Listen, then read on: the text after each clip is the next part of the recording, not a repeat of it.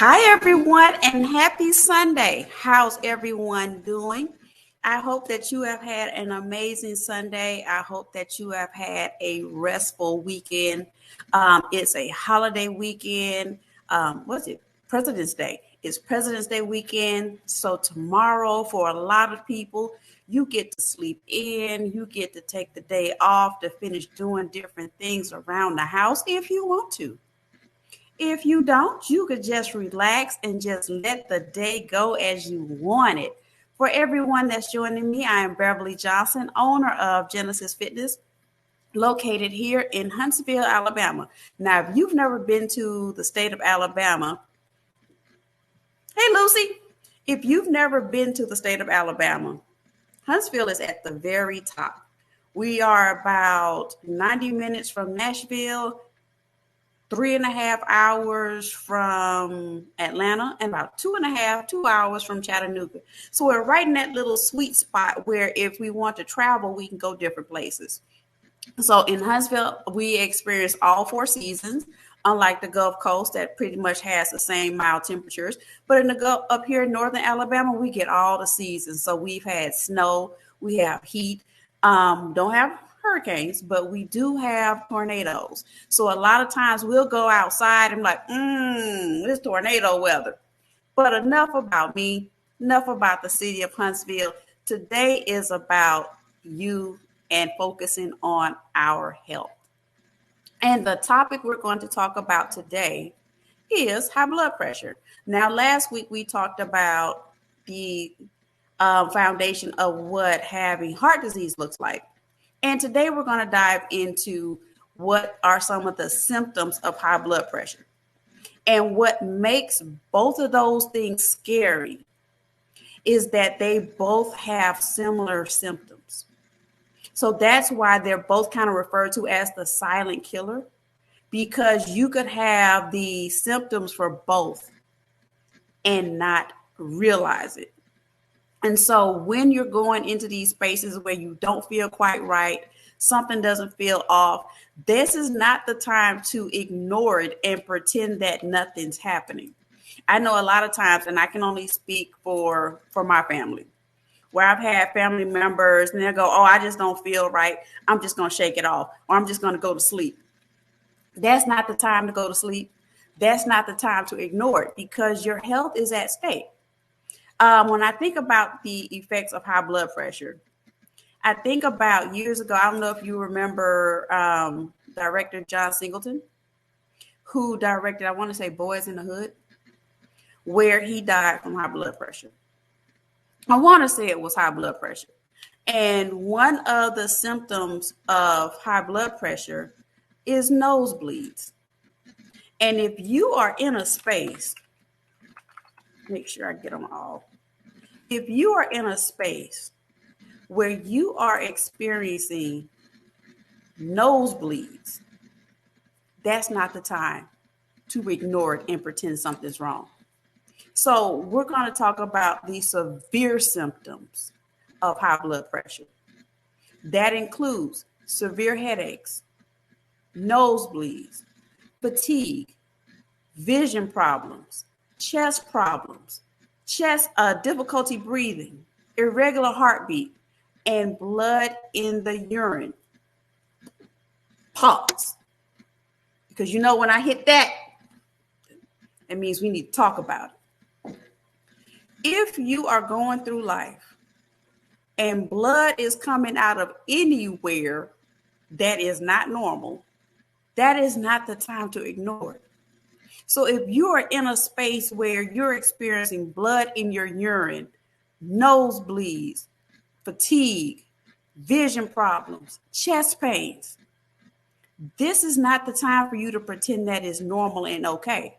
Because many of the things that I just read off for severe high blood pressure also fall in the category of heart disease, fatigue, chest pain, difficulty breathing, irregular heartbeat. These same things are considered comorbidities, which means it heightens your chances of something going wrong. So if you are in a space where you're always saying, I have these headaches and I don't really know what's wrong, it's time to go see someone. If you're always in a space where you're having constant fatigue and to the point where you're getting foggy headed and confusion, it's time to go see someone.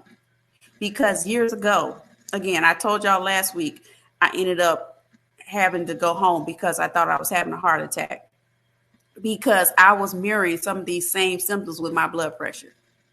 So these are things that you cannot ignore and you don't take lightly. And another one symptom that I missed, pounding in your chest, neck, and ears. So again, if you're in a space where you're like, I just don't feel right. You just I just don't feel like I feel like myself. And you don't, because you aren't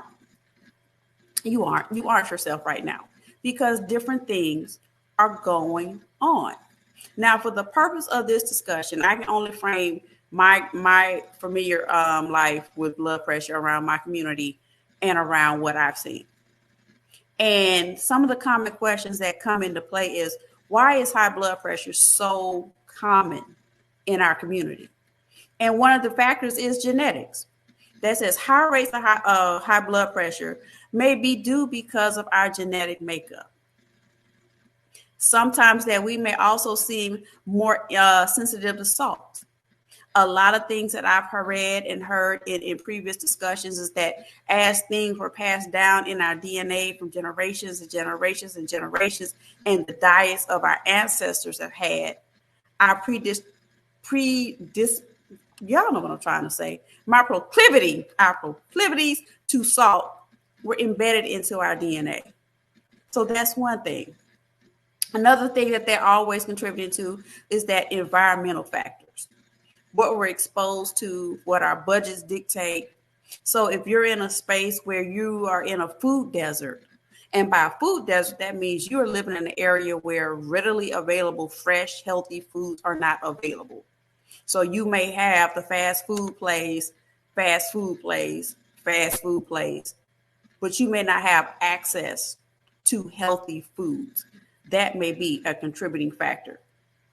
Another thing that also contributes, age, weight, family history, having diabetes, inactivity, and smoking.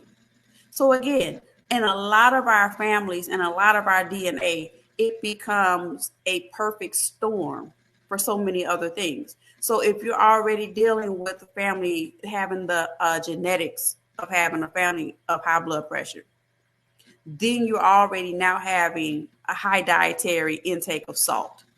Then you're also smoking. Then you're also inactive. All of these things become a recipe for a perfect storm of other things happening. And, a lot of times we always say when it rains, it falls.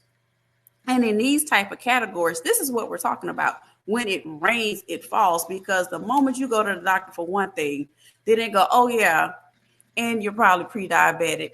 Oh, yeah, and you're probably a candidate for this too. Oh, yeah, and you probably have this. And I'm here to tell you firsthand, that is a lot, emotionally, spiritually, and sometimes financially, because you may not have the resources to cover all this. Because just in the space, you may not have insurance. And now the doctor's telling you have to have all these medications. And you're already struggling to get by. So now I got to have medications too. Now you're telling me I got to change my diet. Now you're telling me I have to walk more. Now you're telling me I have to do all this. And I already work 2 doubles just to make the minimum. This is an added level of a reality for a lot of people. So I will never sit here and broad brush any conversation, say all you have to do is this, because we're all different. We all have different requirements. We all have different budgets, and we all have different lifestyles. So the information that I pass on is to encourage you to be aware of caring for yourself. Because as I said last week, the hill that I'm going to die on, which should be a very cute one because I have to make sure my hair is done. The hill that I am prepared to die on is taking away the power of saying, We got to go from something sometimes. So what does it matter? I hate that phrase. I will fight for that one because I want you to take ownership for your destiny. I want you to take ownership for your health because believe it or not, we all need you. We all need each other. And there's a gift in you. There was a problem that needs to be solved that you were created to solve. There's an answer in you. And we need to get that out. And the only way that we can get your gift is if you show up as your fullest, wholest, most healthy self. And so, yes, when I talk about health and wellness, I go hard in the paint because I know what I've gone through. And I probably share that one Sunday, but I know what has happened in my health journey. So I go hard for this because I know what it's like to have family members on the other side in the waiting room, waiting on me to come out the hospital. I know what it's like to have my mama sitting in the chair for 7 days while I'm in the hospital. And that's not something I want any other family member to endure. So you have to be willing to do the work. Now, enough about me. Hey, mama. So when we talk about what are good ranges for a high blood pressure, now you have the top number and that bottom number. So a good range for that top number is to be 120 or less. If that top number is 120 or less, they consider you in a good space. If that bottom number is 80 or less, they consider you in the pain. So you want to ideally have your blood pressure look like 120 over 80. That means you are in a good zone. Where they kind of start getting elevated and side-eyed, if you start hovering around 129 and that bottom number is less than 80. And sometimes it happens because the worst thing to me they tell you to do when you go to the doctor's office is take your high blood, ask you to take your blood pressure. They tell you don't panic. I'm a panic. I can't lie. When you tell me at that moment, you put that cuff on me and say, now relax, don't panic. 10 times out of 10, I'm going to panic. And so my blood pressure always goes up. Now, the space that really starts getting concerning is when you hit that 130 space. That's when they really start getting concerned with you, because if your high blood pressure starts hitting 130, you are now in stage 1 of hypertension. That's when they start looking at it. So that top number starts hitting 130, that bottom number starts hitting up in those high 80s, around 89. That's when doctors want to start coming. And for whatever reason, in the back of my mind, I'm thinking about that episode of Good Times where James had hypertension and Florida kept trying to calm him down. And he's like, I don't call Florida. That I don't know. Random. I'm just thinking about the episode of Good Times. So when you start going to the doctor, or you can go to the grocery store and take your blood pressure, when that number starts coming up around 130, that top number, become aware of what's going on. When that bottom number starts going in that upper 80s, around 89, your body is telling you at that moment, I need you to pay attention to me. I need you to pay attention to me, because around that time, your body also is going to start giving you some symptoms. You're going to probably start having headaches. You're probably going to start experiencing fatigue. Your body's going to start telling you that something is off. And that's not the time to go, well, you know what? I'm going to go from sometime. Meanwhile, your child has a game and your baby is relying on you to be at the soccer match. Your baby's relying on you to be at the spelling bee. Your baby's relying on you to be someplace. So this ain't the time to go, well, you know, you got to go. Ain't the time. That's the time you need to lean in and go, there's too many things and too many people relying on me. I got to get myself together. Now, when you start going to stage 2, is your blood pressure starts that top number again, starts going around 140. And that bottom number is coming 90. At that point, you probably are starting to have vision changes. You probably are having headaches. You probably are having blurred vision. You probably are starting to have nosebleeds. And God forbid I hope you are not having blood in your urine, because if that is starting to happen and you walk that off, male or female, we need to have a talk, because you're in stage 2 of hypertension. Now I know we have things saying that, I can walk it off, I can shake it off. My elders, my aunties, my uncles, they went through it, and they didn't have a problem, but they did. They did.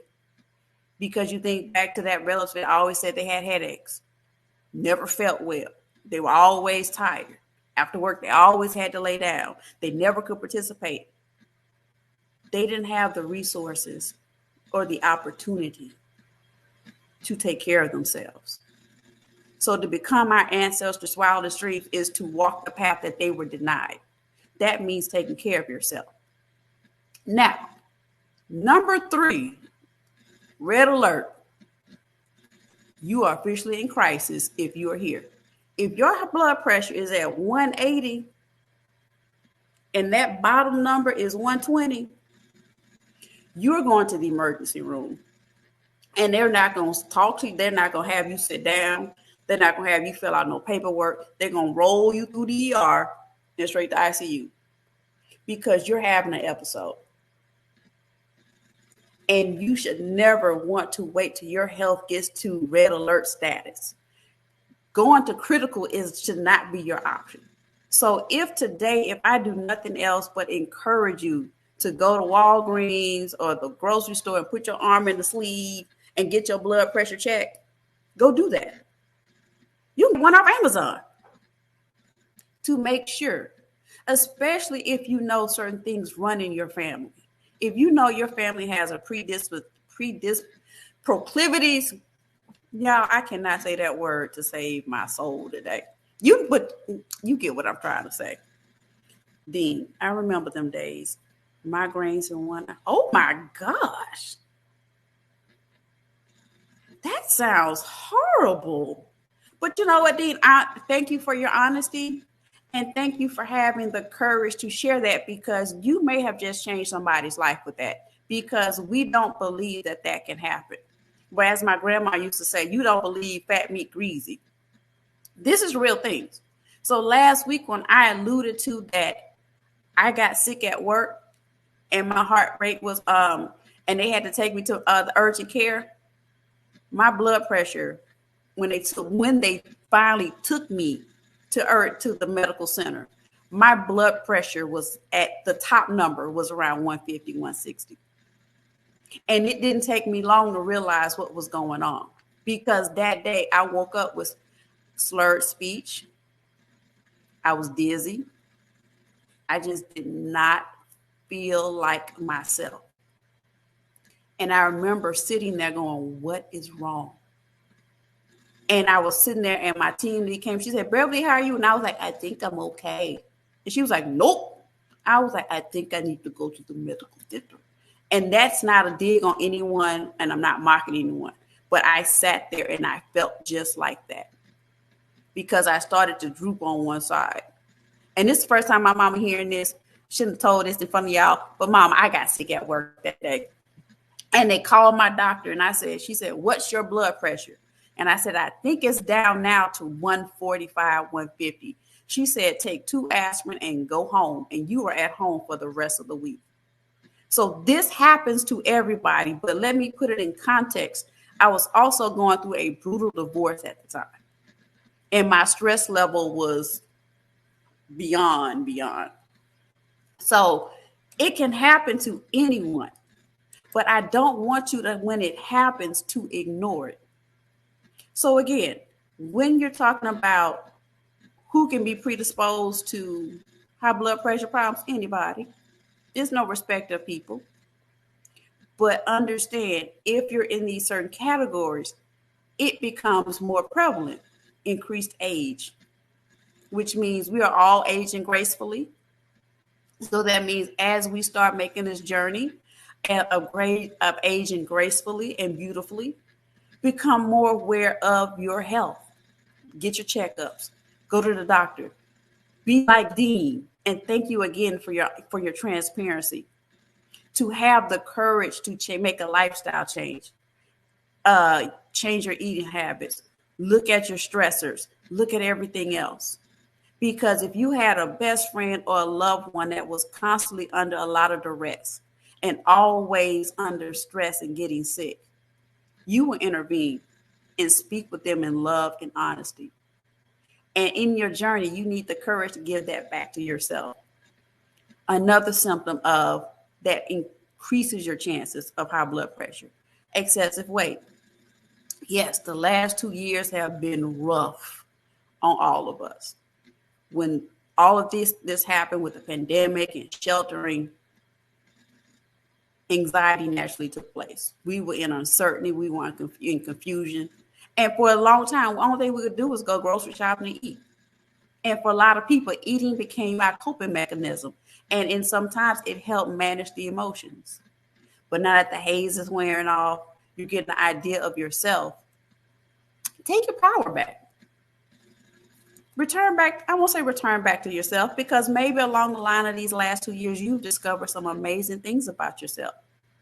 And in this journey, decide that, you know what, I've been down long enough. It's time to make that shift. Families predisposed to high blood pressure. That's something else you need to be mindful of. Having diabetes. Again, this is also considered the silent killer. Another one, and you know I cannot let any session go without saying this: inactivity. Start moving. Spring is springing. We can slowly come outside. If only resource you have to you can't afford a gym, or you may not be in an area that one is close, there are a lot of fitness videos on YouTube. There are a lot of online programs that you can try. And the one that is free to all of us, go walking. Get outside the house on your lunch break or at the end of the day. Set aside 30 minutes a day to go walking at a brisk pace, not where you can hold a full conversation on the telephone, because push yourself. It's a free exercise. If you want different in this season, you have to go after it. It's one thing to sit and talk about it. You know, my mom is a retired educator, and I know she doesn't remember it, but one day she had me I was her assistant with her construction projects, and she had this thing that said, don't be an Ima bean, which is lima bean. Don't be an Ima bean, which means I'm going to do this, I'm going to do that, I'm going to do this, this, and this. Don't be an Ima bean. Get up and make the changes necessary for you and your family. Because listening to Dean and his honesty saying migraines in one eye, pain in the neck, no one should live like that. You shouldn't live with headaches and being in confusion. That doesn't seem normal. And that doesn't seem like a happy space, because you deserve more.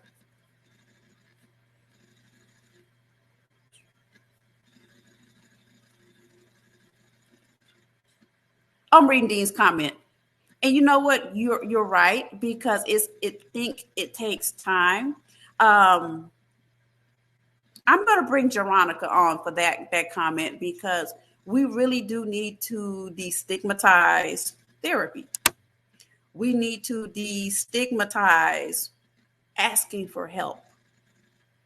We need to destigmatize mental health in our community. And so many people are sitting in spaces where the emotional weight that we're carrying impacts the physical weight. And until we address the emotional weight that we carry, it is often tied to the physical weight. And until you have the courage to let go of the emotional weight, do that 5 times. Because sometimes the emotional weight that we're carrying here and here impacts what we put here. That if you're struggling with grief and heartache and anger, disparities in the workplace, disparities in our community, that's a lot to take in every day. And you need some place to put that. And that often shows up in our eating habits, because I can't speak for any other community, But in the Black community, in Black adjacent, food is love. You having a good day? Let's eat. You having a bad day? Let's eat. You having a not so day? Let's eat. And so the underpinnings of a lot of things that we do are tied to food. But there comes a point where you have to be still and be honest with yourself and say, I don't like where I am. I don't like where I'm sitting. And I have to make the changes necessary to get out of this. So in order for me to let go of the physical weight, I need to address the emotional weight that I've been carrying, the expectation of others, the disappointment, the hurt, the despair. So I will tell you first and foremost, I'm an absolute advocate of therapy. I'm an advocate of meditation, of sitting still for a few minutes every day to pray, to calm my mind, to calm my spirit. So Dean is absolutely right. These things work in tandem. It's not, I got to go exercise and you don't change your eating habits. I got to go exercise, but you don't drink water. I got to go exercise, but nothing else about your world changes. All of this has to happen in tandem. And what I encourage you to do is to let it happen in phases. All of this doesn't happen. Do not try to do all this in one day. All of this happens in stages. And we all get different places at different times. So if you're just starting out and you can only walk for 15 minutes and you upped your intake for 3 bottles of water a day, that's a start. We're not going to dismiss that. That is a start. If you've never eaten vegetables before and you're opening your world up to eat vegetables, that's a start. We don't throw anybody away on this team. Nobody. So regardless of where you are, I want you to start. If this week is the first week you're going to go out and go walking, let's go walking. Let's start drinking water. Let's sit still and work on our stress and meditate. If you haven't had a therapist before, let's figure out one for you, because all of this is a process and all of us are on a journey. We are stronger together, and a rising tide lifts all boats. Y'all, that's all that I have today. Y'all, somebody knocking on my door. I don't know who that is, but I'm not going to go see. No, I'm not. So somebody's knocking on my door. I don't have a clue who it is. I'm not going to see because I'm not expecting anybody. So y'all have a great week. I will see you later. Remember, be mindful of what you consume. Be mindful of what you do. And these little kids are still on my porch.